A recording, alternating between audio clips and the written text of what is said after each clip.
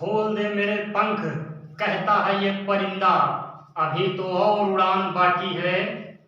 ये जमीन मेरी मंजिल नहीं है, अभी तो सारा आसमान बाकी है।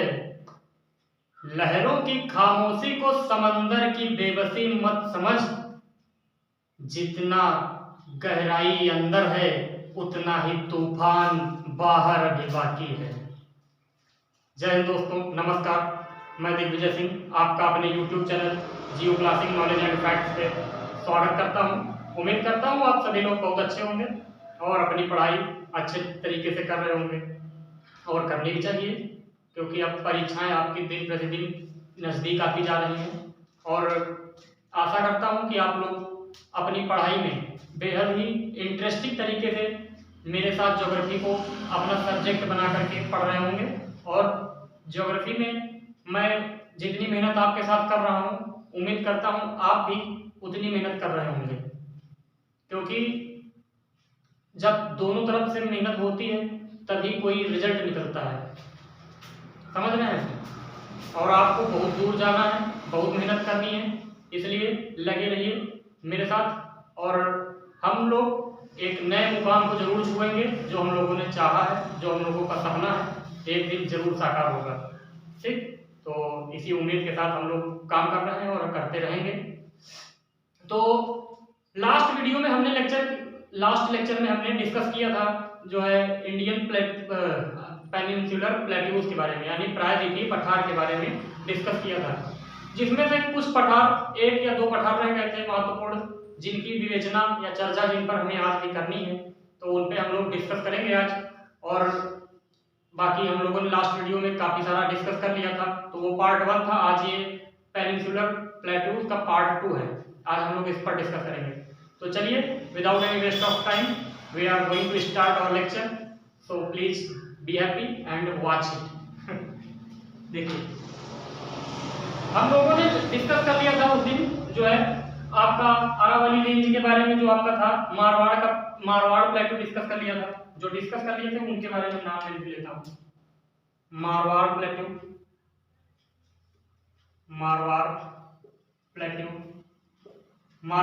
के बाद हम लोगों ने डिस्कस कर लिया था। उसके बाद आपका जो द सेंट्रल हाईलैंड था, द सेंट्रल हाईलैंड, इसमें कुछ पठार थे, जैसे मालवा का पठार था, बघेलखंड बुंदेलखंड का पठार था, थोड़ा सा छोटा नागपुर का भी पठार आ जाता है। तो बघेलखंड बुंदेलखंड का पठार मैं आज अभी डिस्कस कर दूंगा, कोई दिक्कत नहीं, वो बहुत इंपॉर्टेंट नहीं है, फिर भी मैं डिस्कस कर दूंगा। हालांकि मैंने उसको एक ही कंबाइन कर दिया था, वही सेंट्रल हाईलैंड था। ठीक, मालवा के बाद हमने विंध्यन रेंज पढ़ी थी, विंध्यन रेंज के बाद नीचे सतपुड़ा पर्वत पड़ा था, सतपुड़ा माउंटेन पड़े थे, माउंटेन रेंज। सतपुड़ा के बाद हम लोगों ने दक्कन पढ़ा था, डेक्कन प्लेटू के बाद इधर दंडका रेंज का पठार पड़ा था, दंडका रेंज प्लेटू के बाद हम लोगों ने जो है बस्तर प्लेटू भी पढ़ा था, बस्तर प्लेटू। तो दंडका रेंज प्लेटू, बस्तर प्लेटू और आपका जो है महानदी घाटी का बेसिन जो पड़ा था, यानी महानदी बेसिन, ये आपको दिख रहा होगा, पता नहीं, मैं यहाँ लिख देता हूँ, महानदी बेसिन ड्रेनेज सिस्टम। जिन लोगों को ये चीज नहीं पढ़ी है वो लास्ट वीडियो में देखें। हम लोग इतना सब कुछ पढ़ चुके हैं पिछले वीडियो में। क्या पढ़ा था? मारवाड़ प्लेटू पढ़ा था, उसके बाद हम लोगों ने मालवा का पठार यानी मालवा प्लेटू पढ़ा था, फिर विंध्यन रेंज पढ़ी थी, विंध्यन क्रम की चट्टानें, फिर उसके बाद सतपुड़ा रेंज पढ़ी थी, नर्मदा और तापी की जो है भ्रंश घाटी यानी रिफ्ट वैलीज जो थी उनको डिस्कस किया था। इसके बाद हम लोगों ने डिस्कस किया था डेक्कन प्लेटू यानी दक्कन का पठार जो था, और फिर हम लोगों ने जो है दंडका रेंज का पठार डिस्कस किया था, बस्तर का पठार डिस्कस किया था, और बस्तर के बाद हम लोगों ने डिस्कस और किया था यहाँ पे आपका जो है महानदी घाटी का बेसिन जो था, जो कटोरा था, धान का कटोरा कहा जाता था छत्तीसगढ़ को, ये सब हम लोग डिस्कस कर चुके हैं इसके प्रीवियस वीडियो में। आज हम लोगों को डिस्कस करना है जो छोटा नागपुर का पठार है, शिलांग पठार है, इन सब चीज़ों के बारे में डिस्कस करना है। तो आइए हम लोग चलते हैं सबसे पहले वहीं पे देखते हैं। तो इसको मैं रख रहा हूँ, ये सब डिस्कस हो चुका है। जिसने भी नहीं पढ़ा है वो लास्ट वीडियो में जाइए, ठीक।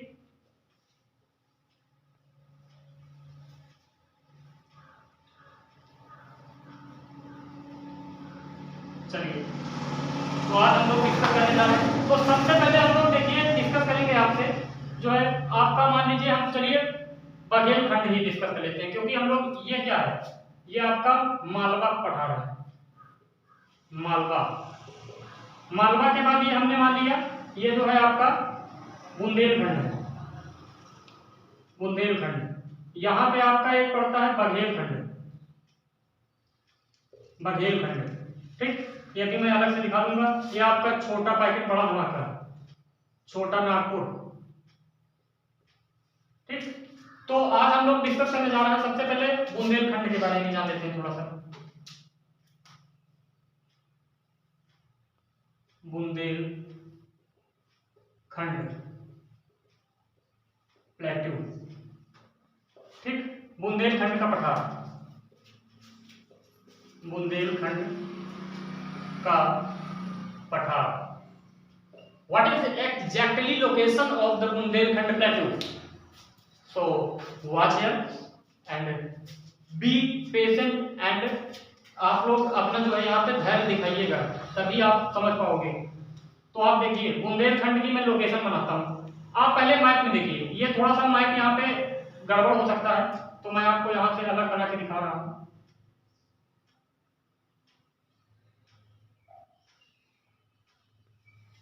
सिर्फ लोकेशन दिखाना है आपको। देखिए ये आपका यहाँ पे पड़ता है मालवा पठार, ठीक। ये आपका कौन सा है, मालवा।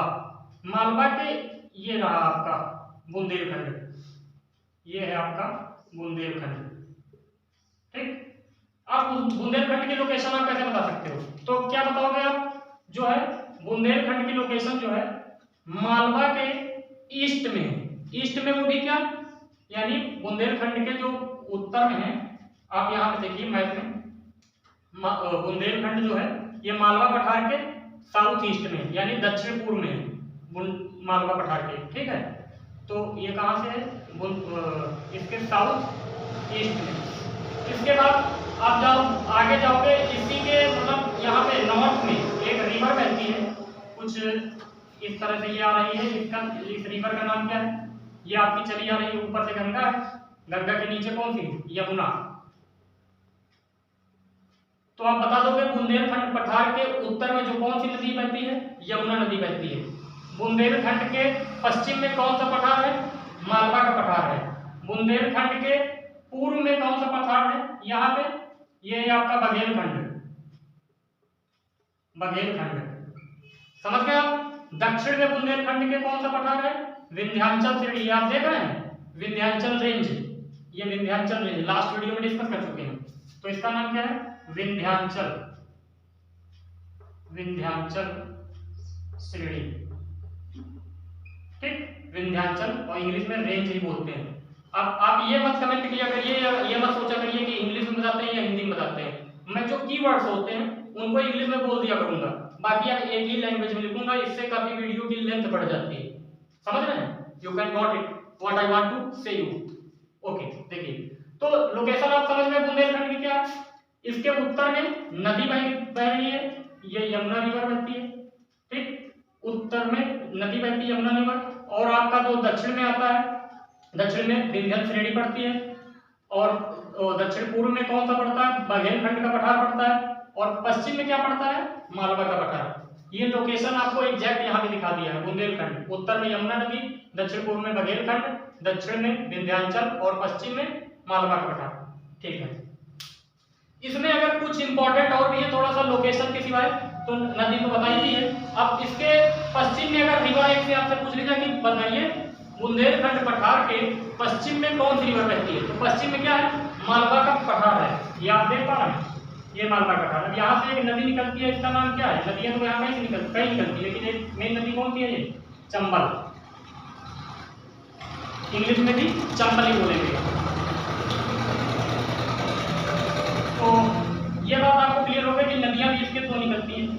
ये दो स्टेट्स में फैला हुआ है। कौन कौन से में है? तो ये आपको पता होगा यूपी प्लस एमपी, इन दो स्टेट्स में फैला हुआ है। इसके कुछ जिले यूपी में आते हैं, कुछ एमपी में आते हैं, इतना आपको जानने की जरूरत नहीं है, फिर भी आपकी जानकारी के लिए मैं कुछ महत्वपूर्ण जिले लिख देता हूं। जैसे यूपी का कौन सा आता है? जालौन, ललितपुर, हमीरपुर, बांदा, ठीक, ये सब यूपी के जिले हैं। अगर एमपी के जिले की बात करें, एमपी में आप याद रख लीजिए टीकमगढ़ और बांद्रा एक्सेट्रा। तो आपके ये कुछ महत्वपूर्ण जिले हैं जो आते हैं यूपी और एमपी में। तो बुंदेलखंड का पठार आपको आई थिंक क्लियर हो चुका होगा, वही झांसी की रानी वाला एरिया है, समझ रहे हैं आप ना, ग्वालियर वाला। तो वहां पे जो है आपका बुंदेलखंड वाला रीजन है, काफी शुष्क क्षेत्र है, भारत का सूखा क्षेत्र है। तो आप यहाँ पे समझ गए, जालौन, ललितपुर, हमीरपुर, बांदा वाला रीजन आता है आपका, ठीक, ये आपका दक्षिणी उत्तर प्रदेश, ठीक है। तो आप बुंदेलखंड समझ गए। अब हम लोग आएंगे, चर्चा करेंगे बघेलखंड के बारे में, ठीक, आप स्क्रीनशॉट ले सकते हैं।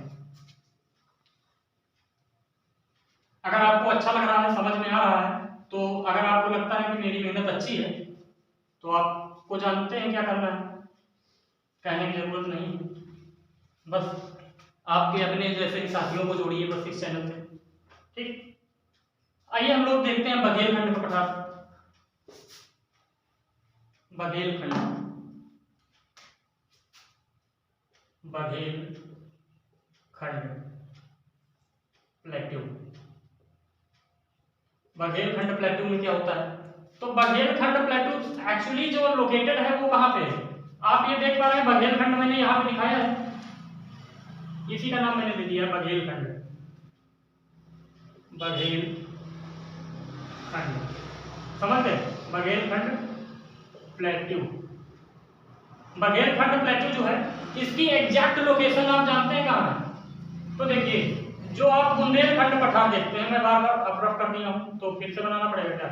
तो आप सब ऐसे समझिए, ये आपका क्या पड़ता है? ये पड़ता है बुंदेलखंड। देख पा रहे हैं आप मैप में, एकदम से देखिए बुंदेलखंड, ये बुंदेलखंड का प्लेट्यू है, ठीक। बुंदेलखंड के साउथ और ईस्ट में, यानी दक्षिण और पूर्व में यहाँ पे जो है एक प्लेट्यू पाया जाता है। इस प्लेट्यू का नाम क्या होगा? ये प्लेट्यू है, इसी का नाम है बघेलखंड। क्या समझे? बघेलखंड प्लेट्यू, बघेलखंड का पठार। ये बघेलखंड जो है एग्जैक्टली इसकी जो बेस्ट लोकेशन है, ये आप नीचे देख रहे हैं, विंध्याचल श्रेणी है। विंध्याचल रेंज में मैंने लास्ट में 3 रेंज बताई थी। जो विंध्याचल है ये 3 जगह से कटा चुका है। इसके पूर्वी नाम क्या है? इसका नाम है भांडेर, पढ़ाया है, और इसका नाम क्या है? कैमूर। तो ये एग्जैक्टली जो है ये मध्य प्रदेश में ही आता है आपका बघेलखंड का पठार। थोड़ा सा छत्तीसगढ़ में भी चला जाता है और मध्य प्रदेश में भी आता है। तो यही जो बघेलखंड है, ये जो आपका कैमूर है, कैमूर के पूर्व में आता है, ठीक है, कैमूर के पूर्व में आता है, या यूं कह लीजिए कैमूर जो इसका पूर्वी विस्तार है, इसके जस्ट बगल में ही आपका बघेलखंड है। तो आप क्या बताओगे? South east. किसके साउथ ईस्ट में? बुंदेलखंड के साउथ ईस्ट में, ठीक है। फिर छत्तीसगढ़ के पश्चिम में है, और इधर क्या पड़ता है आपका? उड़ीसा के दक्षिण में है, ठीक है। इधर क्या है आपका? उड़ीसा। इधर क्या है? छत्तीसगढ़, ठीक। कुछ हिस्सा छत्तीसगढ़ का भी यहाँ आ जाता है बघेलखंड के पठार में, और बुंदेलखंड का इधर, ठीक है। आप ये बात समझ गए। तो बघेलखंड पठार की लोकेशन आपको समझ में आ गई है कि उत्तर में उड़ीसा है, पश्चिम में, या आप यूं कह लीजिए कि उत्तर पश्चिम में जो आपका पड़ता है बुंदेलखंड का प्लेटू पड़ता है। साउथ में आपका, तो साउथ में तो आप देख ही रहे हैं दंडकारण्य का पठार है, और जो आपका पड़ता है पूर्व में आपका छत्तीसगढ़ पड़ता है, ठीक। ये आपकी तो लोकेशन हो गई। अब लोकेशन की बात करें तो ये जो आपकी बघेलखंड का पठार है, बघेलखंड एक्चुअली जो नदियां बहती हैं, इन नदियों के बहने का मतलब एक डिवाइडिंग जोन का काम करता है। डिवाइडिंग जोन क्या है? मान लीजिए कोई नदी बहती जा रही है, बीच में एक आप शिलाखंड यानी एक रॉक कोई अगर है, तो उसको जो है आप क्या करोगे? रॉक का बाइट है, शिलाखंड है कोई बड़ा सा, रख दिया, तो अब मान लो पानी की एक नहर बह रही है, धारा बह रही है, अब वहां से अभी तो सीधा जा रही थी, जब बीच में पड़ गई तो क्या दो भागों में डिवाइड हो जाएगी ना, अब एक इधर चली जाएगी इधर चली जाएगी, क्योंकि पानी कभी रुकता नहीं। सेम एज हियर आप देखते हैं कि जो मैकाल पहाड़ी है, ये नीचे आप पढ़ते हो, इसी के बगल में ये मैकाल, अब ये मैकाल पहाड़ी यहाँ पड़ती है तो बघेलखंड के इधर मैकाल पड़ती है, मैकाल। अगर इसके पश्चिम में पूछे क्या है, ये आपका क्या उत्तर पश्चिम में बुंदेलखंड, अगर पश्चिम में पूछेगा बघेलखंड के कौन है तो मैकाल पहाड़ी है, ठीक ओके। तो मैकाल पहाड़ी से ही मैकाल मैं बता चुका हूं, इसकी एक सबसे ऊंची चोटी है अमरकंटक, अमरकंटक से नर्मदा नदी निकलती है, ठीक है। और इसी के दक्षिण से ही, मैकाल के दक्षिण से ही एक नदी निकलती है महानदी, महानदी।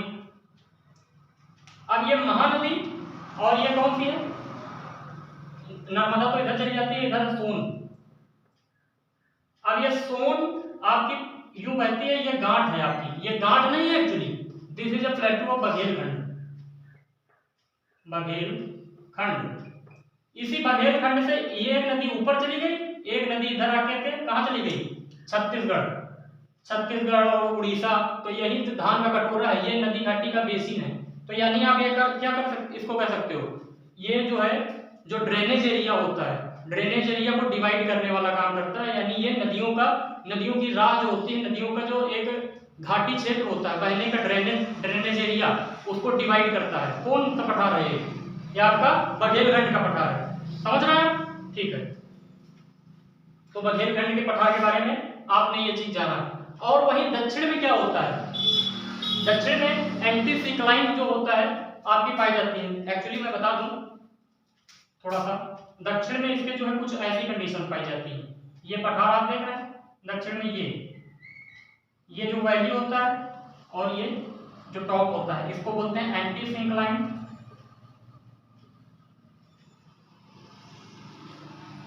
और ये डाइसिक्लाइन, ठीक। ये भी आपको बता दें, ये कुछ नहीं होता, बस उभरा हुआ भाग है छोटी टाइप का, और नीचे गहरा हुआ भाग है, और कुछ नहीं, ये विशेष नहीं है आपका। हाँ, अब इसका जो ईस्टर्न भाग है, ईस्टर्न, अब ये भी दो भागों में डिवाइड है। ये वाला जो पोर्शन है, ये जो पूर्वी भाग है, ये दरअसल ग्रेनाइट चट्टानों का बना होता है, ग्रेनाइट, ठीक है, ग्रेनाइट का बना हुआ है, ये भी आप जान गए।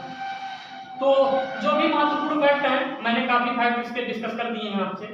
अब ये भी आपका कंप्लीट हो चुका है, आप समझ गए, इसकी लोकेशन समझ गए, ये डिवाइड करता है, नदियों की राह को अलग अलग कर देता है, ये भी आप जान गए। अब हम लोग, और इसका जो पूर्वी भाग है ग्रेनाइट कहलाता है, इसका ऊपरी उठा हुआ छोर एंटीसिक्लाइन, तो नीचे वाला डाइसिक्लाइन कहलाता है, ठीक। अब ये भी आपको समझ में आ गया। अब हम लोग डिस्कस करेंगे आगे, ये पठार भी हो गया, अब हम लोग डिस्कस करेंगे छोटा नागपुर का पठार, ठीक। ये रख करते हैं,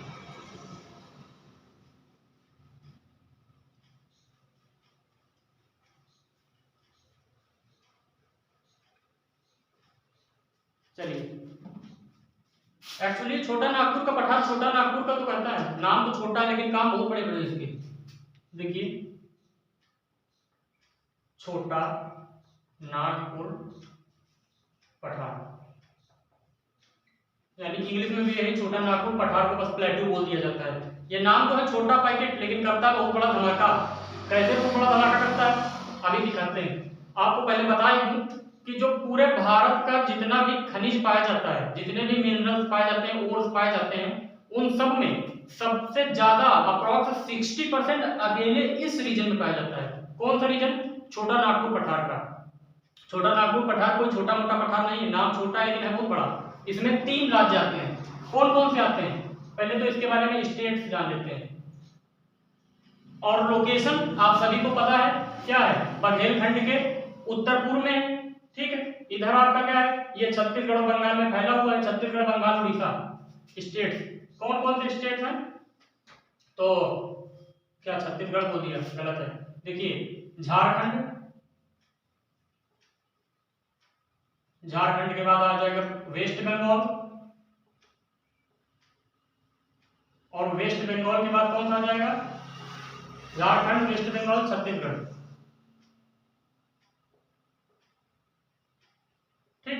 3 राज्यों में ये फैला हुआ है, झारखंड, वेस्ट बंगाल और छत्तीसगढ़। अब इसमें क्या होना है, इसमें जो है 3 राज्यों में फैला हुआ है। पहली बात तो ये, तो यानी एरिया तो इसका काफी बड़ा ही होगा।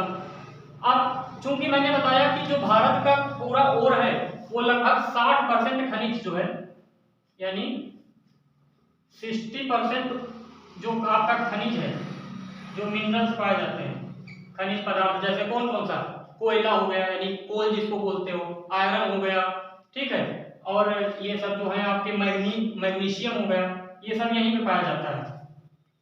तो 60% खनिज पूरे भारत का यहीं पाया जाता है।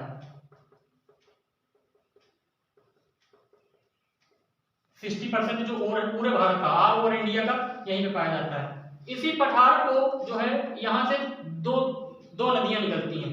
2 नदियां क्या, बल्कि 3 नदियां निकलती हैं। कौन कौन सी रिवर्स जो निकलती हैं उनके बारे में हम लोग डिस्कस कर लेते हैं। क्षेत्र तो आपने बता दिया। अब आप पूछोगे कौन कौन से खनिज निकलते हैं। कोयला निकलता है, ठीक है, कोयला के बारे में तो सबसे ज्यादा है ही, पूरे भारत का सबसे ज्यादा यही कोयला पाया जाता है। आपको पता होगा बिटुमिनस टाइप का पाया जाता है। क्यों? एंथ्रेसाइट भारत में कहाँ पाया जाता है, मैंने बताया है, शायद नहीं बताया तो जान लीजिए। जम्मू कश्मीर में पहले पाया जाता था, लेकिन अब वो कौन सा है, लद्दाख वाला रीजन है जहाँ कारगिल पड़ता है, और कारगिल में ही भारत में एंथ्रेसाइट पाया जाता है ओनली 2%, बहुत ही कम। और कारगिल को छोड़ करके भारत में एंथ्रेसाइट जो कि सर्वोच्च किस्म का कोयला होता है, ये और कहीं नहीं पाया जाता भारत के अंदर, ठीक, सिर्फ कारगिल क्षेत्र में। आप याद रखेंगे, अगर सवाल आ जाए तो आप बताएंगे। हालांकि जब भारत के मैं खनिज पढ़ाऊंगा, मिनरल्स ऑफ इंडिया, तो वहां पे मैं आपसे डिस्कस करूंगा, डोंट वरी। अभी बस आप ओवर बुझा लीजिए, ये सारे खनिज हैं, 60% खनिज है। यहाँ पे कौन कौन से खनिज पाए जाते हैं, किस किस क्षेत्र में, किस किस जगह पे हैं, कहाँ कहाँ है, ये सब मैं डिस्कस करूंगा, ठीक है। तो इसमें रिवर्स जो है, वो रिवर्स मैंने पहले बता दूं। इन रिवर्स का नाम है पहला दामोदर नदी, दामोदर नदी, इंग्लिश में ही दामोदर रिवर बोलेंगे।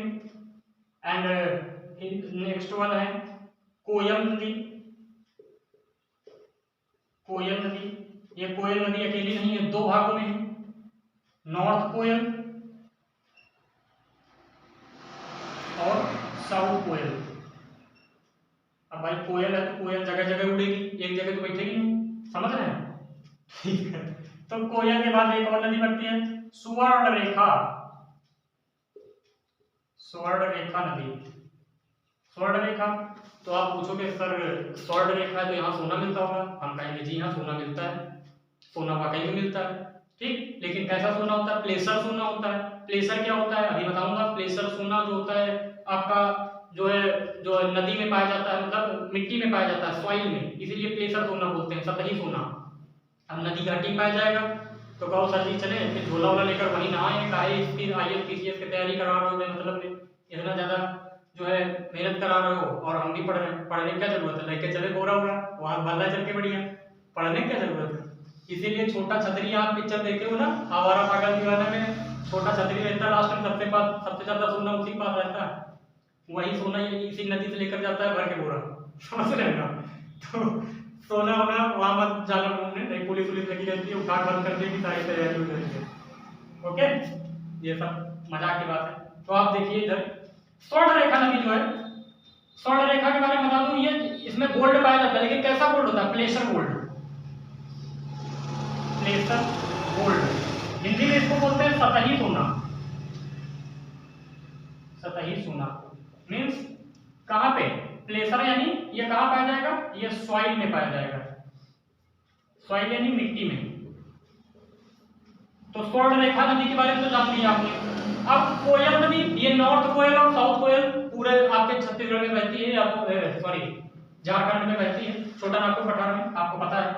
फिर दामोदर नदी, दामोदर नदी के बारे में मेरे को आपको कई सारे फैक्ट बताने हैं, तो पहले मैं दामोदर नदी को बताता हूँ। आप देखिए, इसको आप स्क्रीनशॉट ले सकते हैं, मैं इसको नोट कर रहा हूँ, ठीक।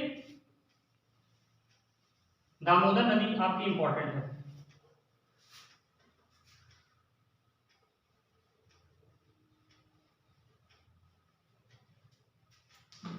देखिए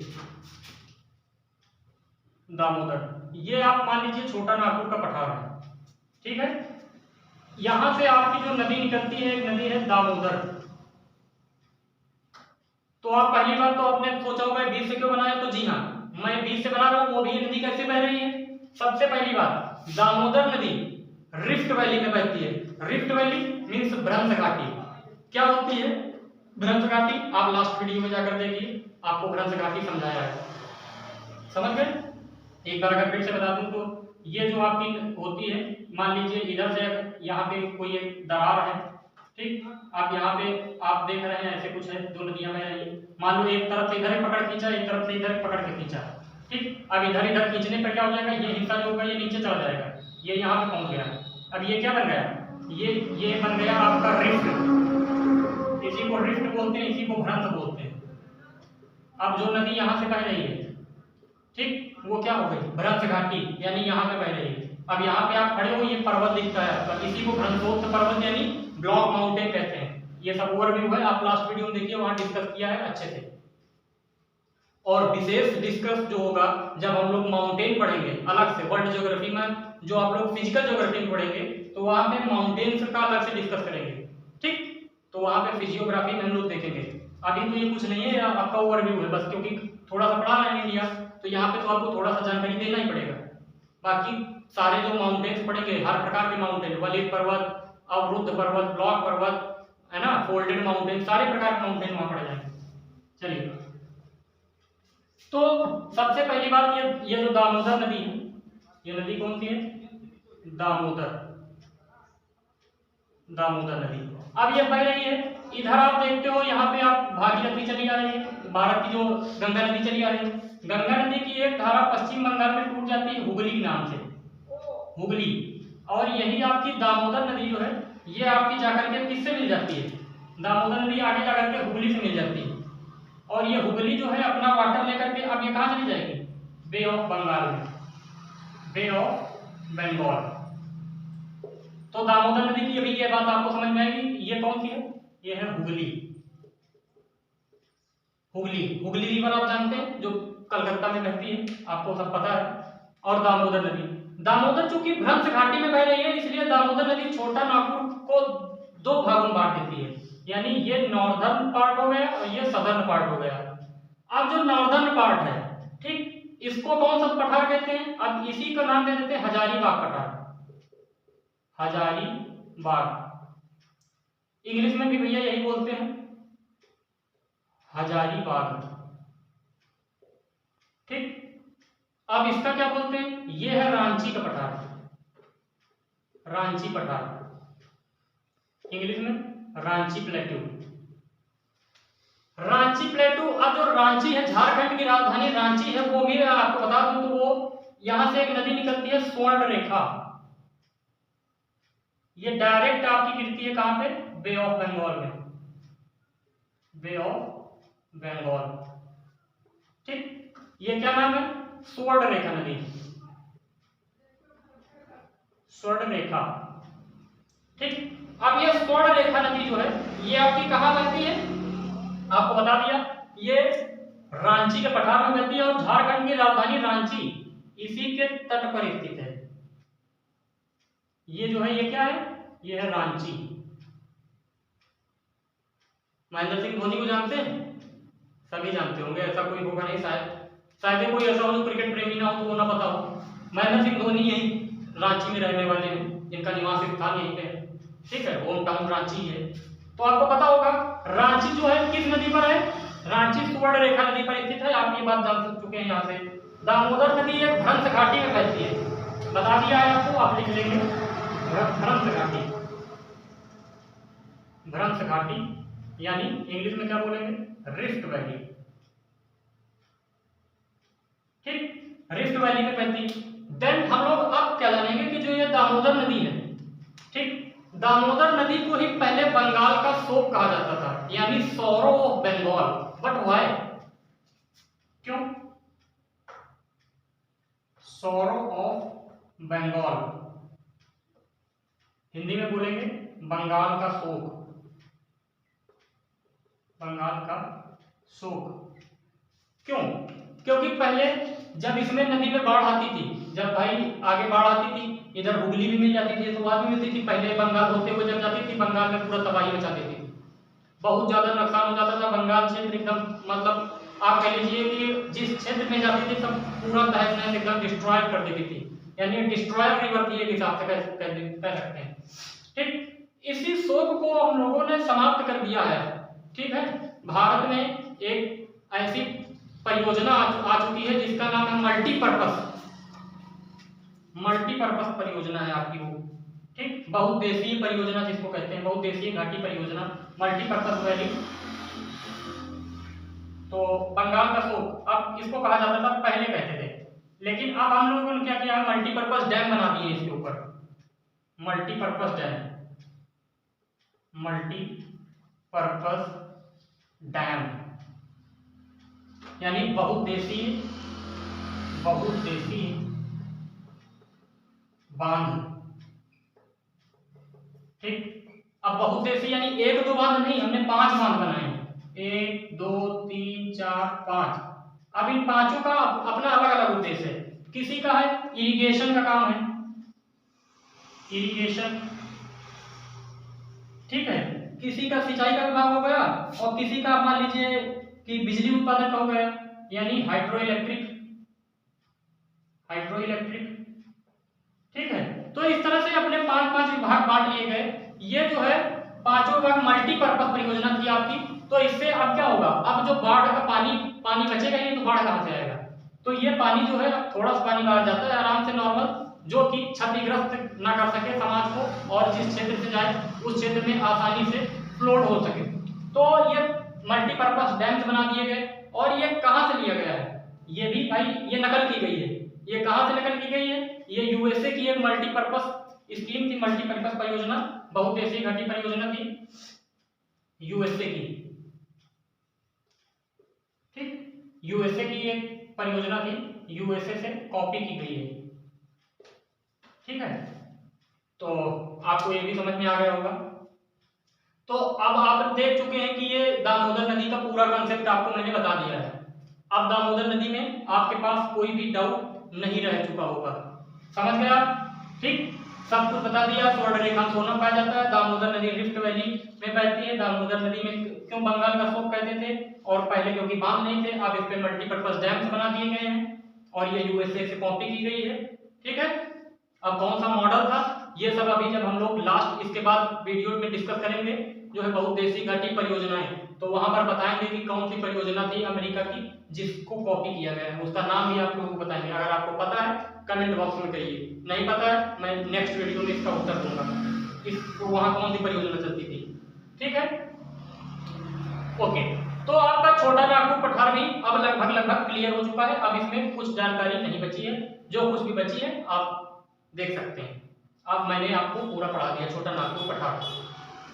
आइए अब हम लोग नेक्स्ट डिस्कस करेंगे सीमांत पठार के बारे में। रफ करता हूं इसको, आपको ले सकते हैं स्क्रीनशॉट।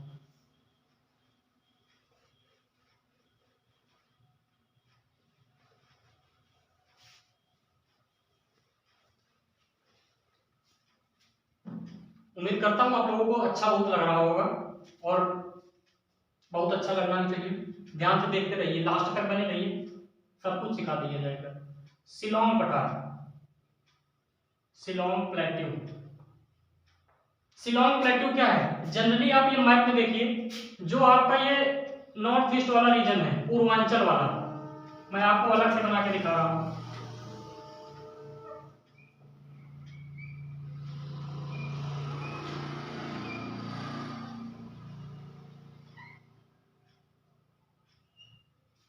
आप ये देख रहे हैं, यहाँ पे आपका सिक्किम हो। ठीक, ये आपका क्या है, पूर्वांचल हिमालय है। आपको मैं पढ़ा चुका हूं, जब आपको पढ़ाया था वहां पे आप देख सकते हैं। पूर्वांचल हिमालय में ये आपकी सबसे ऊपर वाली पहाड़ी, एक ये पहाड़ी, एक ये पहाड़ी, ये पहाड़ी, सब पहाड़ी पहाड़ी, ये पहाड़ी, ये पहाड़ी, ये पहाड़ी। अब आपको मैं थोड़ा सा एक चीज अलग दिखाना पड़ेगा, तो ये आप देखिए, ये जो आपकी मैंने अब ये देख रहे होंगे, ये कुछ डिफरेंट कलर की बना दी, ये बाकी सेम कलर की है। तो ये जो पहाड़ी है आपकी सबसे ऊपर वाली, देखिए जस्ट मिनट, इधर से चलता हूं, इसको कहते हैं त्रिपुरा पहाड़ी। त्रिपुरा पहाड़ी ये कौन सी है आपकी? त्रिपुरा हिल है, इंग्लिश में हिल बोलेंगे। ये आपकी कौन सी है? नागा, नागा पहाड़ी। ये आपकी कौन सी है? नागा के बाद पहले मिजो, मिजो पहाड़ी। ये कौन सी है? पटकुआ बम पटकोई बूम, पटकोई बूम, पटकोई बूम पहाड़ी, अरुणाचल प्रदेश वाली। तो अरुणाचल प्रदेश, नागालैंड, अरुणाचल प्रदेश, मिजोरम, नागालैंड और आपका त्रिपुरा। और अब ये वाली है, आप इनको बताएंगे क्या है, ठीक। तो आप जो है हो चुका है आपका पटकोई बूम हो गया, मिजो पहाड़ी हो गई, नागालैंड हो गई और त्रिपुरा पहाड़ी हो गई। ये वाली पहाड़ियों के बारे में हम लोग डिस्कस करेंगे। ये कौन सी है? गारो, खांसी, जुकाम जुकाम नहीं, तो इसका नाम है जयंतिया, जयंतिया। इंग्लिश में भी एक ही नाम होते हैं। अब नाम जैसे क्या मेरा नाम दिग्विजय सिंह है, तो क्या मेरा नाम अंग्रेजी में डोनाल्ड ट्रंप हो जाएगा? नहीं ना, नाम तो दिग्विजय सिंह रहेगा। तो भाई इनका भी नाम यही है, गारो, खांसी। ये कौन है? जयंतिया, जयंतिया, ठीक। गारो, खांसी, जयंतिया, तीन और रह गई। इनका नाम क्या है? मिकिर, मिकिर। इसका क्या है? रेंगमा। इसका क्या नाम दिया? बराइन। अब मैं जितने में लाल मार्कर से गोला करूंगा, आप इनको देखिएगा बस। जयंतिया, खांसी, गारो, मिकिर, बराइन और रेंगमा। एक्चुअली जो रेड वाली हैं ये कहाँ की हैं? ये अब आप कहोगे पूर्वांचल हिमालय में है, तो पूर्वांचल हिमालय में भाई साहब ये पूर्वांचल हिमालय का हिस्सा नहीं है। जब मैंने आपको हिमालय का डिवीजन पढ़ाया था, ये 5th पार्ट है हिमालय का, मैं आप देखिए वीडियो में वहां बताया भी है। जो मतलब आप देख रहे हैं जितने मैंने लाल कलर से बनाया है, इनको कौन सी बोलेंगे? तो ये आपकी पड़ती है लाल कलर वाली, ये हिमालय की आपकी है। इनको ये हिमालय की नहीं है हिस्सा। These are not the part of Himalaya, these are the part of peninsular plateau. ये प्रायद्वीपीय भारत की पठार है, प्रायद्वीपीय भारत के पठार का हिस्सा है शिलांग पठार। यानी ये कौन सा है? यही है शिलांग पठार, शिलांग पठार। और ये कहाँ का हिस्सा है? प्रायद्वीपीय भारत का, प्रायद्वीपीय भारत यानी पेनिनसुलर इंडिया का पार्ट है। और जो आपका ब्लैक कलर से दिख रहा है, एक मिनट, जो आपका इस कलर में दिख रहा है, ये क्या है? ये पूर्वांचल हिमालय, पूर्वांचल हिमालय, ठीक। पूर्वांचल हिमालय यानी ये पूर्वांचल हिमालय का है, ये ब्लैक वाली पहाड़ियां। तो आपको ये तो क्लियर हो गया कि ये प्रायद्वीपीय भारत की कौन कौन सी हैं? गारो, खासी, जयंतिया, मिकिर, रेंगमा, बराइन। ये सब आपने पढ़ लिया, ओके। तो आपको ये चीज तो क्लियर हो गई कि अब प्रायद्वीपीय भारत का हिस्सा है। तो भाई ये वहां कैसे पहुंच गई? प्रायद्वीपीय भारत तो इधर है, आपने बताया था ट्रायंगुलर शेप में, वहां कैसे पहुंच गई? आइए देखते हैं। ये आप देख सकते हैं, समझ सकते हैं।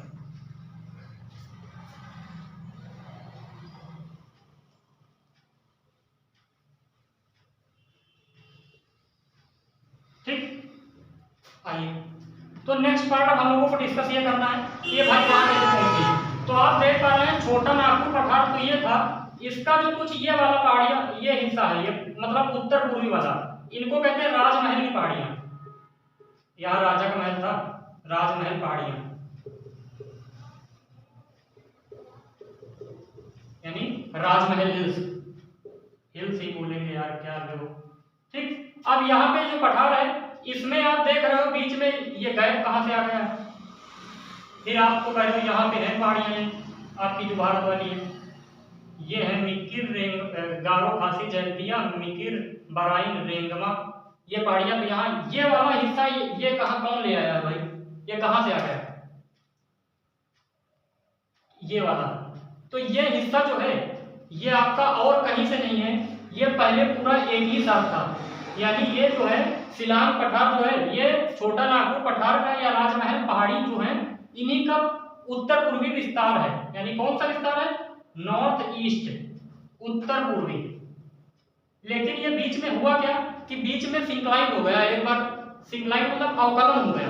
अवकलन होने से क्या होता है कि जैसे ये कोई अगर एक आपकी रेंज है, अभी आज नदी बह रही है, तो इसके होते होते क्या हुआ कि बीच वाला जो इतना हिस्सा ये नीचे धस गया, इसी को कहते हैं ये अवकलित हो गया। अवकलित हो गया तो आधा हिस्सा पठार का उधर पहुंच गया और आधा हिस्सा पठार का पीछे रह गया। तो आप समझ सकते हैं ये हिस्सा जो है ये भी इसी का पार्ट है और ये भी इसी का पार्ट है। ये दोनों भाई बहन हैं, बस अलग अलग हो गए हैं। समझ गए आप? ठीक। तो अब ये हिस्सा अलग हो गया है। अब ये बीच में है तो क्या ये अभी पूछोगे सर क्या गैप गड्ढा? अभी नहीं। इस गैप को गंगा और ब्रह्मपुत्र, भाई गंगा इधर से बहती है, ब्रह्मपुत्र उधर से आती है, बीच में इस गैप को ला करके काट दिया गया है। यहाँ पे जो है क्या क्या इकट्ठा कर दिया गया है, तो यहाँ पे एल्यूवियल सॉइल, एल्यूवियल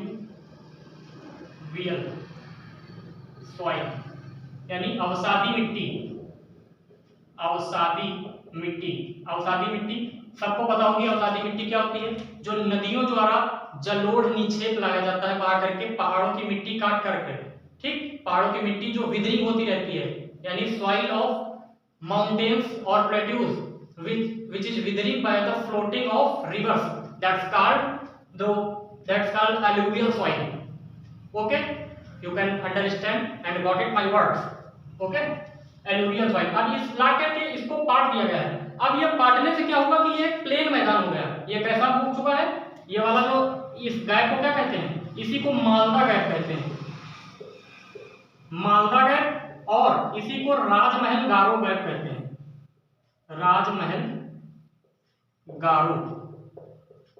क्यों राजमहल की पहाड़ियां ये गारो वाली पहले नंबर की है, गारो है, फिर खासी है, फिर जयंतिया, सॉरी।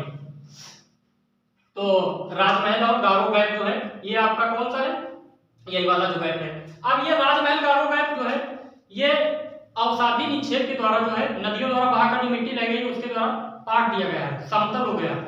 इसलिए यहाँ पे खेती बहुत ही सुलभ हो चुकी है, बहुत ही अच्छी एक उन्नत कंडीशन में, प्रॉस्पर कंडीशन में हो चुकी है। यानी जहाँ पे फ्लोरिशिंग होता है, बहुत ज्यादा थ्राइविंग हो रही, फल फूल रही खूब ज्यादा। अब जब ज्यादा थ्राइविंग हो रही है तो यहाँ पे चावल सबसे ज्यादा, धान बहुत ज्यादा होता है। इसीलिए पूरे भारत में धान सबसे ज्यादा होता है और विश्व में आपकी तो चाइना जानते ही हैं, लेकिन यहाँ पे इसी के बगल में जो बांग्लादेश है, बांग्लादेश में भी चावल खूब अच्छा होता है। और इसीलिए पश्चिम बंगाल जो है यहाँ पे आपका कौन सा पड़ेगा, ये वाला रीजन में, मैं आपको रेड मार्क करके दिखाता हूँ। ये जो आपका हिस्सा है ये यहाँ पे आपका कौन सा है, पश्चिम बंगाल, कलकत्ता, कोलकाता वाला। ठीक, यहाँ पे चावल बहुत ज्यादा होता है। इंडिया में सबसे ज्यादा चावल कहाँ पे होता है, तो पश्चिम बंगाल में।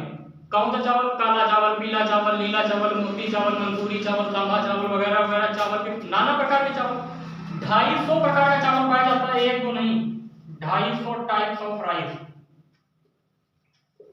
ठीक है, कह दो कौन सा चावल आपके घर में खाया जाता है, मेरे घर में कौन सा खाया जाता है, तो भैया इतने प्रकार के चावल है, कौन कौन सा प्रकार बताया जाए। ठीक है, तो यहाँ पे 250 प्रकार का चावल होता है कम से कम। इस जो आपका राजमहल गारो गैप या मालदा गैप, यहीं पे बांग्लादेश इधर है इसी गैप में, और इसी में अपना पश्चिम बंगाल भी है थोड़ा सा। समझ गए आप? तो ये आपका था राजमहल गारो गैप के बारे में। राजमहल पहाड़ियां ये आपकी पीछे वाली है। अब गारो, खासी, जयंतिया पहाड़ियां वो आगे अभी इसके बारे में डिस्कस होगा, लास्ट में होगा, अभी इसके बाद वाले वीडियो में। अभी हम लोग सिर्फ पठार पे डिस्कस कर रहे थे। तो उम्मीद करता हूँ आपको शिलांग पठार के बारे में भी पूरी जानकारी मिल चुकी है। शिलांग पठार कैसे अलग हुआ, क्या हिस्सा था, अब कोई डाउट नहीं होगा। ओके, ठीक, इसको मैं रख करता हूँ, अब आगे चलते हैं। आज हम लोगों को पेनिनसुलर इंडिया जो पढ़ना था उसमें 2 ही भाग हमने डिवाइड किए थे, तो उनके बारे में थोड़ा सा एक और रह गया। मैंने डेक्कन प्लेटू को जो आपको बता दिया था, महाराष्ट्र में कुछ इसकी पहाड़ियां आती हैं, हरिश्चंद्र पहाड़ियां, है ना, और आपका गविलगढ़ की पहाड़ियाँ, अजंता की पहाड़ियाँ, ये सब मैंने पढ़ाया लास्ट वीडियो में। थोड़ा सा अगर आपको बता दूं तो ये डेक्कन प्लेटू के बारे में थोड़ा सा और जानकारी मैं ऐड करना चाहूंगा। वो कौन सी है? डेक्कन प्लेटू, ठीक, डेक्कन प्लेटू यानी दक्कन का पठार। एक्चुअली जो ये दक्कन का पठार है कुछ यूं शेप में है, ट्रायंगुलर शेप में मान लीजिए। तो इसमें कौन कौन सा रीजन आता है आप ये देखते हैं, जस्ट मिनट। ये महाराष्ट्र आता है, तेलंगाना, तेलंगाना के बाद इधर गोवा बीच वाला जहाँ पे हर लड़का जाना चाहता है, तो अभी नहीं, सक्सेस पाने के बाद लाइफ में सब कुछ करिए बस एक टाइम से। महाराष्ट्र, तेलंगाना, गोवा और नीचे कर्नाटका, ये 4 स्टेट आते हैं इसमें। तो आपको पता हो जाएगा कौन कौन से स्टेट अगर आपसे पूछे, महाराष्ट्र, गोवा, कर्नाटका, तेलंगाना। क्लियर? ये रीजन, ठीक। इसमें कौन कौन से पठार है? महाराष्ट्र का पठार, कर्नाटका का पठार, तेलंगाना का पठार। अब ये पठार है, प्लेटू है, और यहां से अब जो है कहा जाता है कि जो दक्कन का पठार है ये बेसाल्ट चट्टानों से बना है, यानी it is the made by the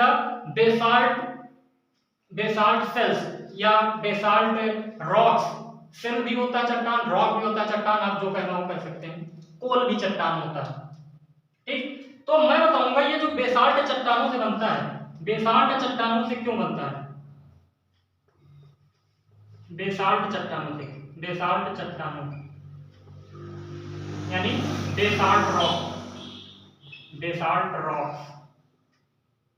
what is basalt rocks? देखिए, लावा का जो दरारी प्रवाह होता है, यानी जब लावा फटता है तो लावा बिखर जाता है और वही शांत हो जाता है, काली मिट्टी के रूप में चेंज हो जाता है। काली मिट्टी को रेगुर मिट्टी भी कहते हैं। काली मिट्टी आगे काली कैसे हो जाती है? काली मिट्टी काली कैसे हो जाती है? तो इस चीज को बताने के लिए मैं आपको बताता हूं एक चीज जो है, आप देख पा रहे होंगे कि जो लावा होता है, लावा, लावा 2 प्रकार का होता है। कौन कौन सा होता है? एक होता है आपका एसिडिक, दिख रहा है आपको, एसिडिक, और बेसिक दिख रहा है, एसिडिक और बेसिक, ठीक। अब एसिड, आई होप आपको थोड़ा सा हो सकता है ना दिखता हो, मैं थोड़ा सा ऊपर बना के लिखता हूं, तो ये आप जो लिख चुके होंगे इसको हटा रहा हूं, देखिए।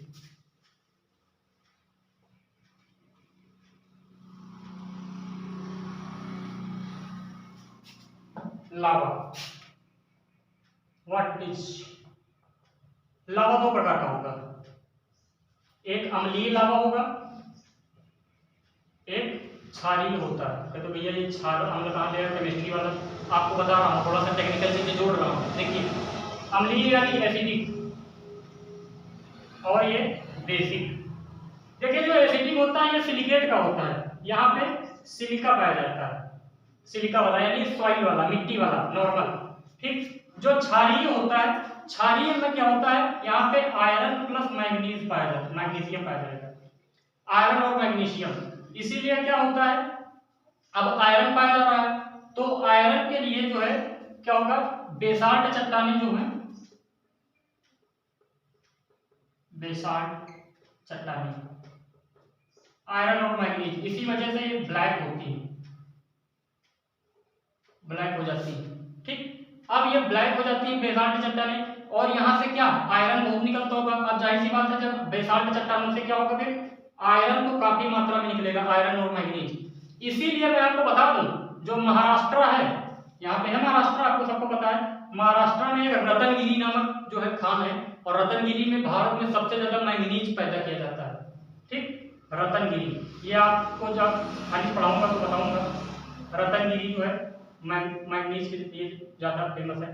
तो रतनगिरी, खैर अभी रहने दीजिए ये सब जानने के लिए, खनिज जब पढ़ाएंगे आपका अलग से यूनिट होगी, खनिज का एक अलग से सिलेबस चलेगा, तो वहां पे आपको डिस्कस किया जाएगा। But for your kind information I want to tell you that what I told you, okay. मैंने आपको जो बताना चाहता था वो बता दिया। फिर भी महाराष्ट्र के बाद आप गोवा, गोवा में आप देखते हो यहाँ भी लोहा हुआ को निकलता है। यहाँ पे लोहा जो है जैव विविधता यानी बायोडाइवर्सिटी के लिए जो है हार्मफुल है लोहा निकालना यहाँ से। इसीलिए यहाँ से लोहा निकलने पर कभी कभी जो है केजरीवाल जी यहाँ जाते थे, या आप उसके पहले आप जानते हैं कि भारत सरकार के कई सारे यहाँ पे लोग थे, तो उन्होंने इस पर बैन लगाने के लिए बहुत प्रयास किया, लेकिन अभी सरकार को ध्यान दे नहीं रही है। उसके बाद कर्नाटका में जब आओगे, कर्नाटका रीजन में क्या होगा, कर्नाटका में जो है 27% आयरन पाया जाता है। पूरे भारत का 27% आयरन जो है यहीं पाया जाता है कर्नाटका में। यू नो डाटा 27% आयरन कहाँ पाया जाएगा, कर्नाटका में पाया जा रहा है। इसी कर्नाटका में दो पहाड़ियां हैं, वो कौन कौन सी पहाड़ियां हैं मैं दिखा दूंगा, आपको दिख जाएगा। देखो ये पहाड़ियां हैं आपकी, नंबर 1 बाबा बुदन पहाड़ी, बाबा बुदन पहाड़ी, बाबा बुदन इंग्लिश में, हिंदी में बाबा बुदन पहाड़ी। और दूसरी जो है, दूसरी कौन सी है, कुद्रेमुख पहाड़ी। तो बाबा बुदन पहाड़ी और कुद्रेमुख पहाड़ी जो है ये कहाँ पे पाई जाती है, कर्नाटका में। और यहाँ पे क्या होता है, आयरन बहुत ज्यादा होता है। यही आयरन हम कहाँ देते हैं, ईरान को। और ईरान से बदले में क्या लेते हैं, आप सबको पता होगा ईरान से बदले में क्या आता है, क्रूड ऑयल यानी इसी को क्या बोलते हैं, कच्चा तेल, जो हम अपनी रिफाइनरीज में प्रयोग करते हैं, इसको क्रूड ऑयल, कच्चा तेल। ठीक, तो ये आप समझ गए। क्रूड ऑयल कहाँ से लेते हैं, ईरान से, यही कुद्रेमुख वाले जो देते हैं आपका आयरन वायरन, यही वहां ट्रांसफर करते हैं। तो कुल मिला के मेरे को बेसाल्ट चट्टानें बतानी थी आपको, जो मैंने बता दिया कि ये आयरन और मैग्नीशियम यहाँ पे होता है। इज दैट क्लियर, कोई डाउट नहीं होगा। ठीक, तो ये भी आपका जो है, आप दक्कन प्लेटू भी पूर्ण रूप से कंप्लीट कर दिया है। अब कोई यहाँ पे आपकी इंफॉर्मेशन नहीं बची होगी।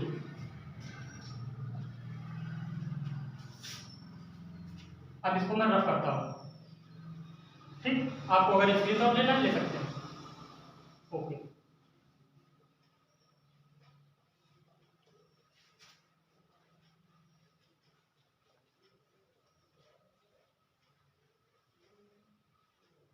अगर आपको बताना चाहूँ तो एक चीज और बता सकता हूँ, जानिए वो क्या है कि आप पूछेंगे यहाँ पे आयरन जो होता है, बेसाल्ट चट्टानें जो होती हैं ये आखिर कैसे हो जाती है। तो आप समझते हैं जो सॉइल होती है, मिट्टी, पठार में क्या काम होगा, पठार जो है कटता छटता रहता है, नदियों के द्वारा नीचे बहता रहता है। अब ये सॉइल बहती रहेगी तो ऊपर जो क्रस्ट होगी, आउटर क्रस्ट यानी भूपरपट्टी जिसको कहते हैं, पृथ्वी की बाहरी संरचना को क्या बोलते हैं, क्रस्ट बोलते हैं।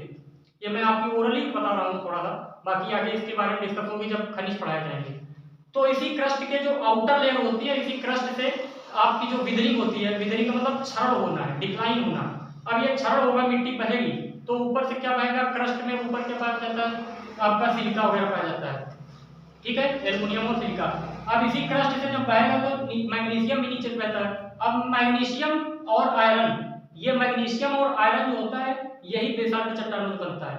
इसीलिए ये क्या करेंगे, ये कंपाउंड बनाते हैं, ये मैग्नीशियम और आयरन मिलकर के एक कंपाउंड बनाते हैं। उस कंपाउंड का नाम क्या होता है, टैक्टिफेरस मैग्नेटाइट। नाम थोड़ा अच्छा है, लिख देना चाहिए, टैक्टिफेरस मैग्नेटाइट। हिंदी में ये कहते हैं टैक्टिफेरस मैग्नेटाइट। ठीक, तो टैक्टिफेरस मैग्नेटाइट नामक कंपाउंड बनता है। इसी की वजह से जो मिट्टी होती है वो कैसी होती है, काली। ठीक, अब हम लोग क्या पढ़ चुके हैं, हम लोग जो है इंडियन पेनिनसुलर जो हम लोगों को डिस्कस करना था, इंडियन पेनिनसुलर यानी प्रायद्वीपीय भारत, प्रायद्वीपीय भारत। इसमें हम लोगों को हमने बताया था दो चीजों को लेकर डिस्कस करेंगे। सबसे पहला पेनिनसुलर प्लेन्यूज यानी प्रायद्वीपीय पठार, प्रायद्वीपीय पठार, ये हम लोग पूरा डिस्कस कर चुके हैं। और दूसरी चीज क्या है, दूसरी चीज हम लोगों को डिस्कस करनी है पेनिनसुलर माउंटेन्स। पेनिनसुलर माउंटेन्स, यानी प्रायद्वीपीय पर्वत। कई सारे पर्वत हैं, पश्चिमी घाट, पूर्वी घाट, अरावली वगैरह, कुछ डिस्कस कर चुके हैं, कुछ अभी बचे हैं, तो उनको भी आगे डिस्कस कर लूंगा। तो प्रायद्वीपीय भारत जो है, अब इसमें से हमको जो डिस्कस करने, तो हमने ये वाला टॉपिक अब पूरा कंप्लीट कर दिया है। अब हम लोगों को नेक्स्ट लेक्चर में इसको डिस्कस करना है, तो हम लोग एक एक करके डिस्कस करेंगे। आज का लेक्चर आपको अगर अच्छा लगा है, आपको मेरा प्रयास अगर लगता है कि हाँ मैं आपके लिए मेहनत कर रहा हूँ और सही मेहनत कर रहा हूँ, तो आप मुझे भी थोड़ी सी हेल्प करें। हेल्प आप क्या करेंगे? आप मुझे हेल्प नहीं करिए, आप अपने ही भाइयों को, अपने ही बहनों को, अपने ही साथियों को, अपने ही दोस्तों को इस चैनल पे ला करके जोड़िए। और आप देख रहे हैं, आपको फ्री में वो कंटेंट, वो नॉलेज दिया जा रहा है जिसकी आप तलाश कर रहे हैं, लेकिन आपको मिल नहीं पा रहा है। मैं आपके साथ खड़ा हूँ, आपके साथ मेहनत कर रहा हूँ, आप भी मुझे थोड़ा सा सपोर्ट करिए, समझ रहे हैं? और जाते जाते आपको थोड़ा सा मैं चाहूँगा कि आप लोग थोड़ा सा जब भी जाएं तो सबसे पहले तो एक काम करें, क्या शेयर करना है आपको, और लाइक करना है, सब्सक्राइब करना है, ये तो सभी आप जानते ही हैं और करेंगे भी, मुझे उम्मीद है और आप पे विश्वास भी है। ठीक है, तो उम्मीद करता हूँ आपको आज का लेक्चर बहुत ही अच्छा लगा होगा, और इसके आगे हम लोग अब प्रायद्वीपीय पर्वतों के बारे में डिस्कस करेंगे। तो तब तक के लिए आप लोग अपना ख्याल रखिएगा, अच्छे से पढ़िए, खूब पढ़िए। कोई भी डाउट हो कमेंट बॉक्स में अपनी प्रतिक्रिया अवश्य दें। तब तक के लिए टाटा, बाय बाय, जय हिंद और नमस्कार।